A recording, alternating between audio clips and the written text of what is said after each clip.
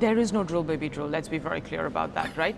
I'm reading saying there of energy aspects going, relax about, this non-OPEC supply. Inventories are at a 10-year low. It reaffirms everything that we're hearing here on the supply side.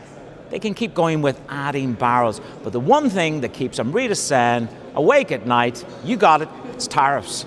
Last night, I was trying to go to sleep after a very long day, and the tariff news started to hit. And at some point, you're like, exactly, what do you do with it? Also, we've seen a continuous reversal of tariffs, right? That's the problem. And this is why, by the way, I said that the demand outlook is it's not dire, but it's not amazing either. It's that uncertainty. You don't know what sector is going to face tariffs. You don't know when it's going to come. But we kind of see that it keeps getting delayed.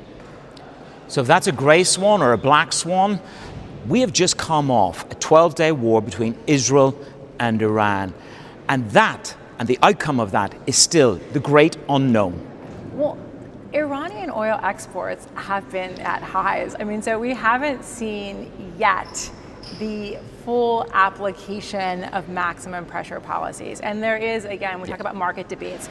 There is a debate right now where people say, look, the barrels are going to China. There is essentially one buyer.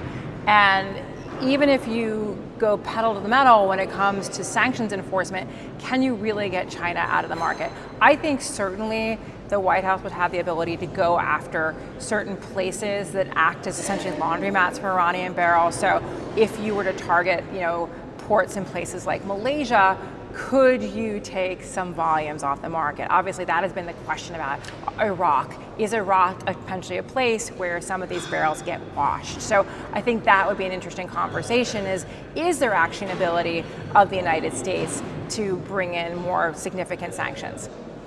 Halima Croft there of RBC Capital Markets, really pushing home the point. We are far from understanding what maximum pressure might look like and the impact on this market. But again, it chimes with everything that I'm hearing in Vienna, which is this White House wants to push diplomacy now to the fore relative to the more hawkish narrative from Benjamin Netanyahu's camp.